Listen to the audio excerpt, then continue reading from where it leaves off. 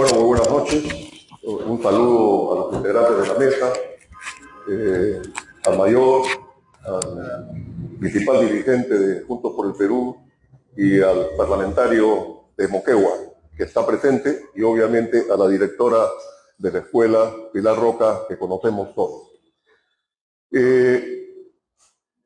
Los primeros ciclos han tratado de temas conceptuales, de temas históricos, de temas más generales en la formación política.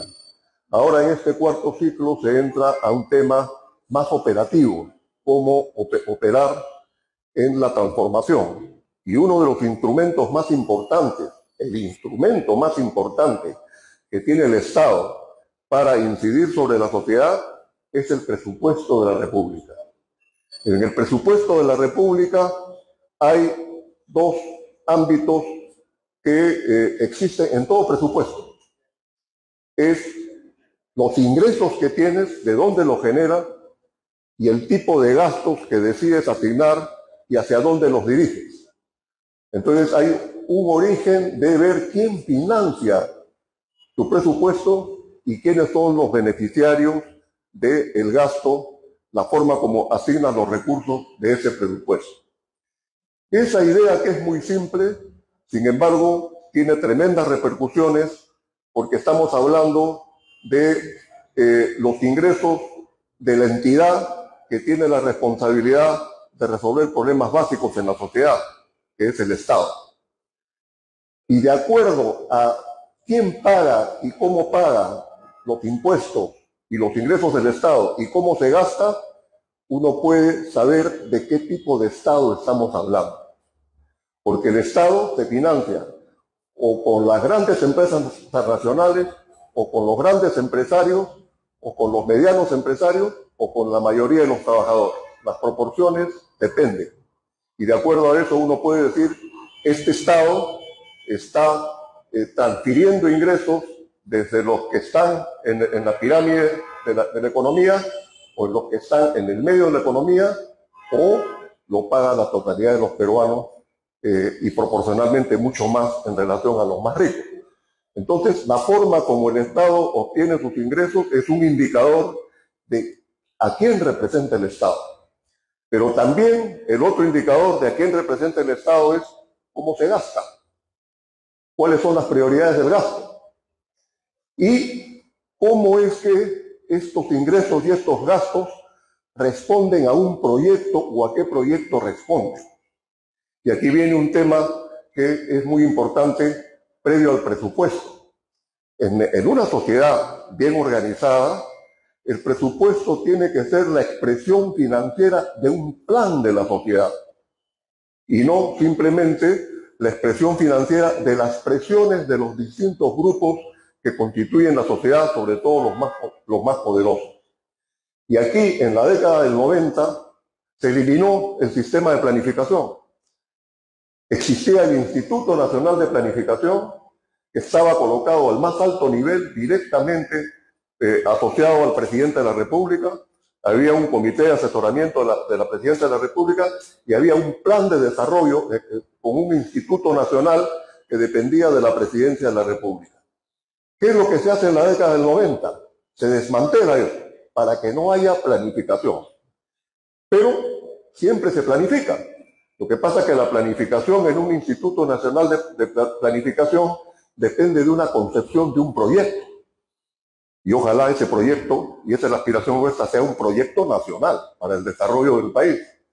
Pero cuando no existía ese Instituto de Planificación, en realidad el poder pasó a los operadores del Ministerio de Economía y Finanzas y a quienes dirigen el Banco Central de Reserva. Entonces ellos en la práctica también planificaban, aunque no lo hacían de manera explícita, porque favorecían los intereses de los grandes capitales, de las grandes transnacionales, de lo que significa la globalización financierista, de lo que significa el neoliberalismo. Una forma de definir el neoliberalismo, que es la más sencilla tal vez porque es bastante simple, pero es profunda, es la siguiente. Hasta antes del neoliberalismo, el mercado estaba subordinado por un Estado que tenía fuerza y una sociedad que se expresaba en ese Estado con fuerza y se relacionaba con la naturaleza. Entonces era un Estado fuerte que orientaba al mercado y una sociedad que tenía presencia fuerte en el Estado. El neoliberalismo, ¿qué significa? Es el mercado el centro de todo. El Estado está subordinado al mercado, está al servicio del mercado. ¿Y qué es el mercado? No es el mercado en el sentido general de todos, que todos somos consumidores, sino los grandes poderes que dominan ese mercado. Las grandes empresas, las transnacionales, el gran capital, el sistema financiero. Entonces ellos son el mercado y ellos deciden cuáles son las prioridades.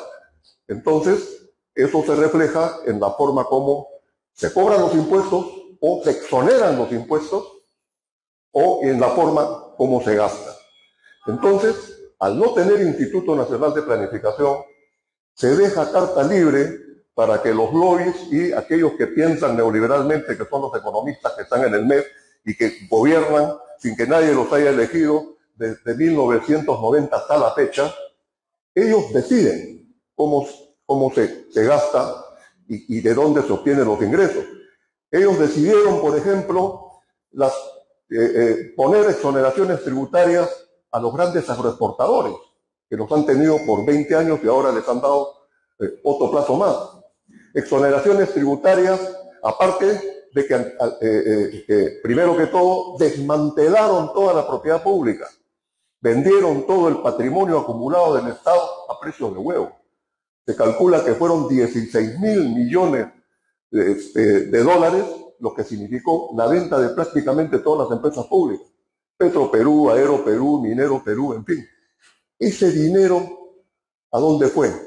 En cierta medida se subvencionó, por ejemplo, que con lo que era la Telefónica estuviera la compañía de teléfonos, estuviera la Telefónica.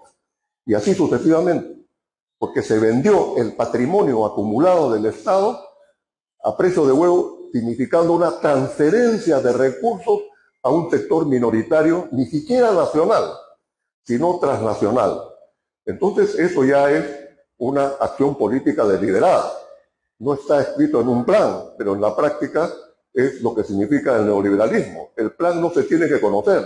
En realidad no tenemos que saber quiénes se están beneficiando, pero con la investigación uno puede decir, estos son los que se han beneficiado. Porque comprar un activo que vale como 1.000 y comprarlo en 100 significa una gigantesca transferencia de recursos para aquellos que lo compraron a precio de huevo. La Telefónica de España tuvo su mejor inversión justamente al comprar la compañía de teléfonos en el Perú. Y eso extranjerizó la economía. No solamente se regaló el patrimonio nacional, sino que ni siquiera fue a manos nacionales, sino a manos extranjeras.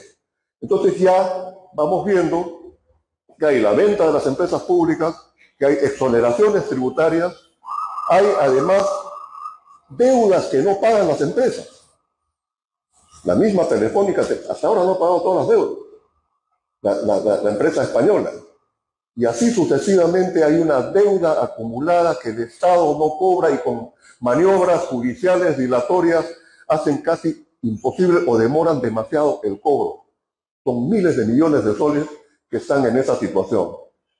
Y ahora también hay otro tipo de exoneraciones tributarias. Por ejemplo, el sector financiero apenas tiene un impuesto a las transacciones financieras que es del 0.005% de las transacciones. Y las ganancias del sector financiero son extraordinarias. El excedente más importante que genera un país como el nuestro no solamente están en las mineras, no solamente están en la explotación de los recursos naturales, sino también en el sistema financiero. Y el sistema financiero prácticamente no paga impuestos y además tiene las tasas de interés más altas, mucho más altas, de las más altas del mundo, que pagamos todos. Imagínense, por las tarjetas de crédito se paga hasta 100%, en algunos casos, de interés. Eso no pasa en ninguna parte del mundo, pero pasa acá. Y además, las tasas de interés, porque así es el sistema como funciona, están diferenciadas de acuerdo al tamaño y el volumen de la empresa. Como hay menos riesgo con las empresas grandes, La tasa de interés preferencial para las grandes empresas es más o menos 6-7%. La tasa de interés para préstamos de las medianas empresas son 20-25%. Y la tasa de interés para las empresas más pequeñas son 40-50%. Y la tasa de interés para que los usan tarjeta de crédito, 90%, fíjense ustedes. O sea, pagan menos intereses los más ricos y pagan mucho más intereses los que menos tienen. Este es el mundo al revés, pero así es el sistema, pues, para ellos es lógico, porque el que no tiene muchos recursos significa un riesgo para ellos, y ellos se cubren el riesgo, y los que tienen mucho dinero son poco riesgo para ellos, entonces les cobran menos interés. Además que consiguen el préstamo con una llamada telefónica, no tienen que hacer tremendos trámites. Una llamada telefónica y te dan automáticamente la línea de crédito. O sea que el Estado, el sistema financiero, está hecho para esa minoría. Algunos dicen que está secuestrado, en realidad no está secuestrado, sirve a esa minoría. Y por eso hay que cambiar el Estado, para que sus ingresos sean de aquellos que generan el excedente. El 70% del excedente. ¿Qué significa el excedente? Los ingresos que tengo por encima de mis gastos a nivel de toda la nación. Entonces la diferencia significa el excedente que yo puedo utilizar para el desarrollo. El 70% del excedente del país se deriva de la renta de los recursos naturales y del sistema financiero. Y si ustedes ven, son los que menos proporcionalmente impuestos pagan. Entonces, ahí hay un problema de cómo financiar, digamos, una transformación. Tú tienes que, a cambiar de estructura tributaria, tienes que recuperar tus recursos naturales para que la renta no te vaya al extranjero, sino sea utilizada dentro del país. Tienes que, por ejemplo, hacer que, no necesariamente estatizar, pero sí que tú eres dueño de los recursos y los contratas para que te hagan el servicio de sacar el mineral. Entonces tú tienes la sartén por el mango, porque tú eres el dueño de los recursos. Y yo hago un servicio de contrato con la empresa para que me saquen el mineral y yo ya sé cuánto me está sacando, porque cuál es ahora el asunto, no sabemos cuánto sacan. Aquellos que están en la minería saben que los concentrados te dan una serie de metales y ni siquiera aparecen. Te están saliendo gratis. La piedra sale gratis y te cobran, y ellos están pagando impuestos por un, además muy bajo impuesto, por una parte que es lo que más o menos te dicen, salvo que haya la fiscalización que nunca es completa, de cuánto mineral están sacando del país. Que además le ha costado a la naturaleza millones de años crear y se está dilapidando porque es no renovable, ¿no? A un país se le acaba el petróleo, se le acabó el petróleo. Se le acaba el oro, se le acabó el oro. Son productos no renovables. Entonces, eso tiene que tener un tratamiento especial y en una propuesta nacionalista se tiene que recuperar la renta estratégica nacional al servicio de un proyecto nacional. De un proyecto nacional. Y ese proyecto nacional tiene dos expresiones y no una, como nos dice digamos, lo que está de sentido común ahora en la economía.